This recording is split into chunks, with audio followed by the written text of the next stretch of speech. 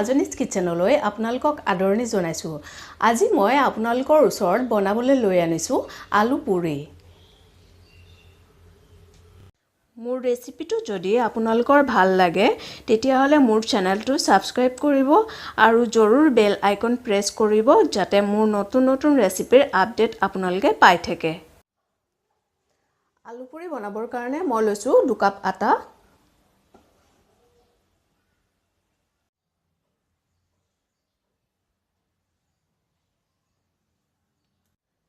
দুটা মিডিয়াম সাইজৰ আলু মই বইল কৰি লৈছোঁ। এতিয়া মই আলু দুটা ইয়াত ৰুকি লম ৰুকনিৰে।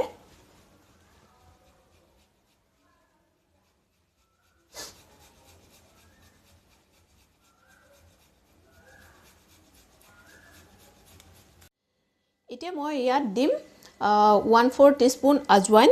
আজৱাইনখিনি মই অকমান এনেকৈ মোহাৰি লম, তেতিয়া ইয়াৰ গুণটো ভাল ওলায়।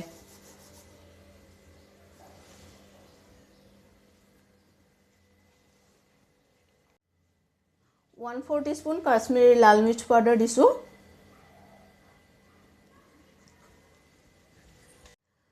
1/4 টিস্পুন হালধি পাউডাৰ দিছোঁ। 2 টেবুলস্পুন কেঁচা ধনিয়া মই কাটি লৈছোঁ।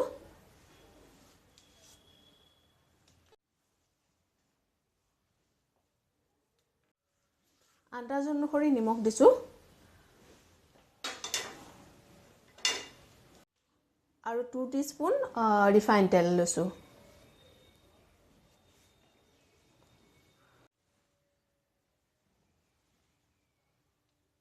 এতিয়া মই এইখিনি ভালদৰে মিক্স কৰি ল'ম। আটাখিনিৰ লগত যাতে গোটেই ইনগ্ৰেডিয়েণ্টখিনি ভালদৰে মিক্স হয় তাৰ কাৰণে অকমান ভালকৈ কৰিব লাগিব।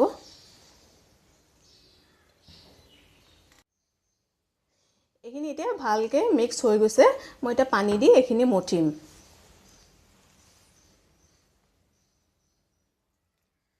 অলপ অলপ পানী দি মঠি যাম।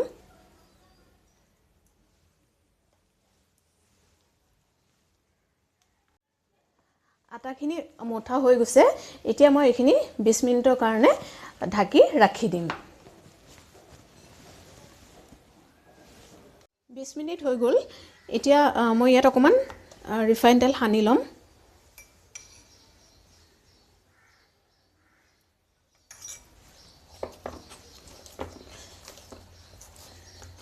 এতিয়া এইখিনি মই লাডু বনাই ল'ম পুৰি বেলিবলৈ।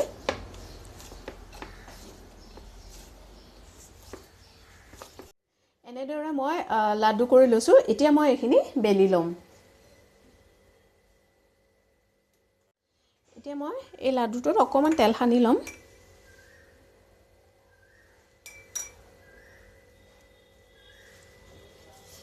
এতিয়া বেলি যাম।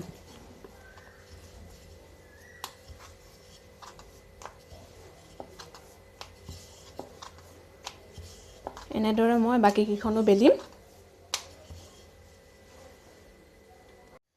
মই এখন কেৰাহী তেল দি গেছত উঠাই দিছোঁ। তেলখিনি গৰম হৈ গৈছে। এতিয়া মই পুৰিকেইখন বনাই ল'ম।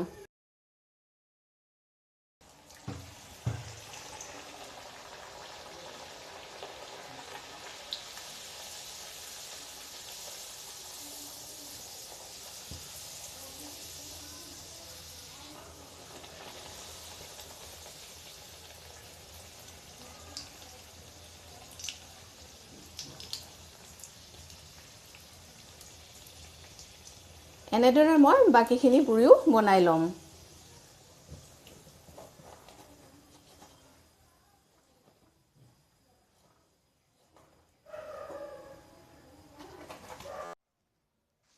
আমাৰ আলু পুৰি হৈ গৈছে। এয়া আপোনালোকে ঘৰতে বনাই খাই এনজয় কৰিব পাৰিব। মোৰ এই ৰেচিপি আৰু ভিডিঅ' যদি আপোনালোকৰ ভাল লাগিছে তেতিয়াহ'লে শ্বেয়াৰ কৰিব, লাইক কৰিব আৰু প্লিজ কমেণ্ট কৰিবলৈ নাপাহৰিব।